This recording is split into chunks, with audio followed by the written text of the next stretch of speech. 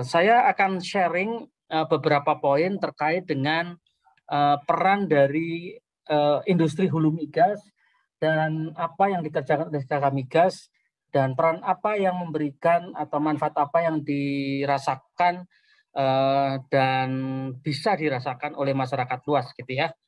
Migas itu penting nggak sih, atau mungkin kegiatan hulu migas yang dilakukan SKK Migas dan perusahaan minyak itu penting nggak sih gitu ya.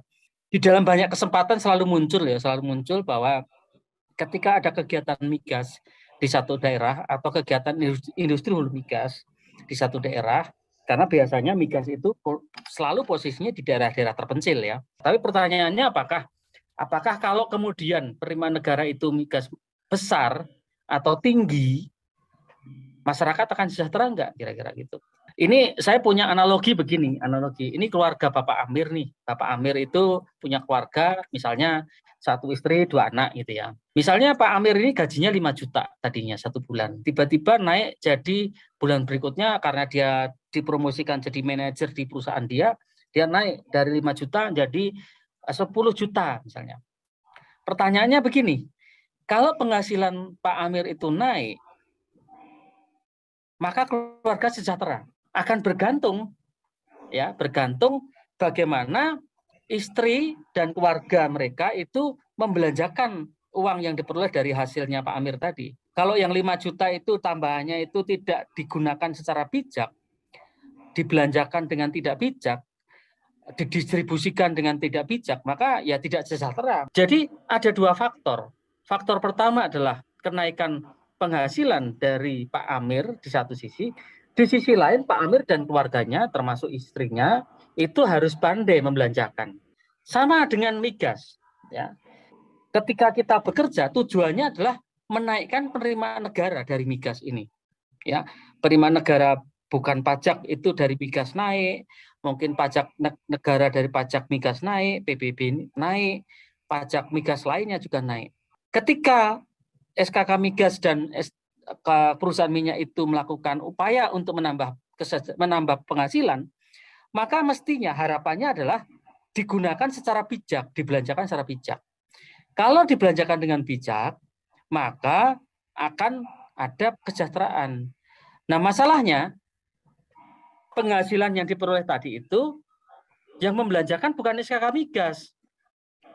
Yang membelanjakan ya Kementerian SDM, Kementerian Keuangan, Kementerian Kehutanan, dan kementerian yang lain, termasuk komponen-komponen eksekutif lain. Sebelah kiri itu adalah kesejahteraan yang diharapkan dari optimalisasi penerimaan. Jadi APBD bisa mengoptimalkan penerimaan pajak itu, penerimaan daerah itu.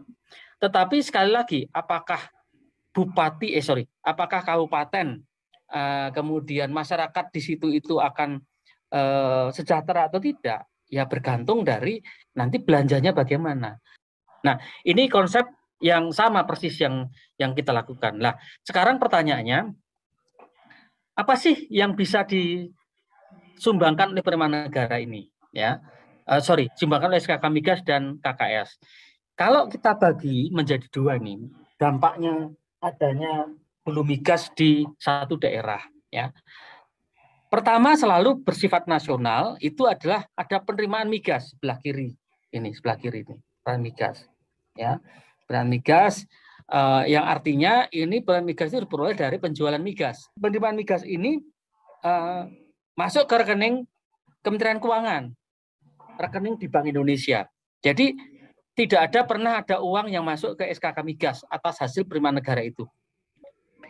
Nah, penerimaan yang lain adalah penerimaan dari migas lainnya. Sedangkan yang sebelah kanan itu adalah dampak dari kegiatan hulu migas. Artinya kalau ada kegiatan hulu migas, ada potensi bisnis penyebaran dan jasa lokal itu terjadi. Ada potensi BUMD dan usaha yang lain bisa terlibat. Ada potensi tenaga kerja daerah yang lokal itu bisa terikut serta. Lalu ada industri turunan. Industri turunan itu apa namanya, misalnya pabrik pupuk kalau di Kalimantan. Dan terakhir adalah pajak-pajak tidak langsung. Terutama yang paling besar berpengaruh itu adalah PBB migas. Ya, karena PBB migas itu dihitungnya ketika kita hitung lalu sebagian besar akan dialokasikan ke daerah dan menjadi APBD. Ini slide ini adalah penerimaan migas sebelah kiri. Penerimaan lainnya juga bisa diperoleh, bisa dihitung dari selain kegiatan migas itu juga memberikan dampak penerimaan dari penerimaan lainnya. Tapi ini pusat ya Pak, sebagian masuk pusat. Misalnya ada kelistrikan karena ada implementasi rate yang lebih murah, lalu ada penerimaan pajak tidak langsung dari operasi hulu migas ya, setara dengan 4,5 triliun itu. Artinya kegiatan migas itu mengakibatkan memungkinkan munculnya kegiatan baru lagi, kegiatan pendukung yang kalau dikenain pajak, nah total bisa akan mendapatkan penerimaan sekitar 4,5 triliun. Nah ini adalah TKDN, adalah artinya kegiatan hulu migas itu memungkinkan ya kegiatan-kegiatan lainnya muncul dan menghasilkan penerimaan atau perekonomiannya meningkat. Ya, ini sekali lagi mohon maaf ini datanya data nasional ya, karena saya ada di Jakarta dan ukur nasional nanti kalau mau di daerah bisa dicarikan juga kalkulasinya. Dampak dari penerimaan dari kegiatan hulu migas itu 103 triliun. Artinya kalau kegiatan ini nggak ada, multiplier efek ini tidak muncul nilainya. Apakah masih bisa dikembangkan migas kita nih? Kalau melihat dari situasi kebutuhan yang migas yang besar, jawabannya bisa ya, karena dari 128 basin ini masih ada 70 basin yang paling kanan ini yang masih belum didevelop. Nah untuk itu maka kemudian SKK Migas melakukan transformasi terhadap organisasi ya, yang pada intinya transformasi itu mengarah pada ambisi ya, ambisi untuk menjadikan nasional kapasitas kita tuh meningkat. Dengan kata lain target yang kita tuju adalah 3. 1 juta barrel per day pada tahun 2030 dan 12 BSCAF untuk gas, 12 miliar kaki kubik untuk gas, dan meningkatkan multiplier effect. Lalu satu lagi memastikan adanya environmental yang sustainability-nya tinggi. Saya buka untuk sesi tanya jawab saja langsung. Bagaimana mengedukasi melalui kehumasan ataupun dari sisi pemerintah bahwa daerah penghasil itu ya tidak selamanya aktivitasnya banyak, tetapi memberikan PNBP yang besar. Tentu ini menjadi PR ya untuk menjelaskan ke daerah penghasil. Kemudian yang kedua, dukungan terhadap pengelolaan APBD ya Pak. Ini juga menjadi penting. Artinya mungkin dengan program CSR itu kemudian ada APBD yang bisa mendampingi gitu Pak istilahnya Pak ya. Untuk turut tadi paling tidak mengarahkan kepada kegiatan yang produktif di bidang belanja daerah. Demikian Pak Rinto dan terima kasih atas kesempatannya. Terima kasih. Langsung aja Mbak Sasa atau gimana? Iya Pak, langsung aja Pak. Mungkin Ya, Pak saya cuman ingat yang bagian terakhir Pak Imam, sorry, mohon maaf nanti bisa diulang yang bagian awal ya. Jadi memang CSR atau tanggung jawab sosial korporasi termasuk tanggung jawab sosial dari industri itu sebetulnya nilainya nggak besar Pak. Ya, jadi sebenarnya kalau banyak Pemda yang mengejar CSR itu atau TJS itu sebetulnya mengejar hal yang kecil sebetulnya. Jadi sebetulnya kalau mau yang paling bagus itu adalah yang paling banyak itu adalah DBA Migas dan PBB Migas. Angka yang berkontribusi besar terhadap APBD itu sebenarnya PBB Migas dan DBA Migas. Maka pilihannya cuma satu, yaitu bersama-sama dengan SKK Migas dan bersama-sama dengan KKS kita sukseskan industri ini supaya kemudian berkembang, kemudian penerimaannya meningkat, tidak terlalu banyak kendala di lapangan, dan nanti kemudian kalau hasilnya meningkat, DBA-nya pasti meningkat.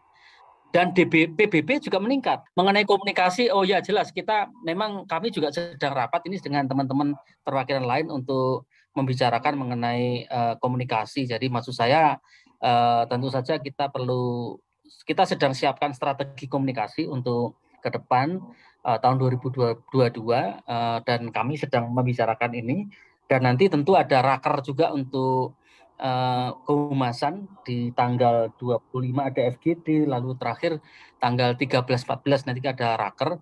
Jadi maksud saya masih akan ada kesempatan kita untuk membungkus dan kemudian mencarikan jalan strategi untuk komunikasi gitu ya.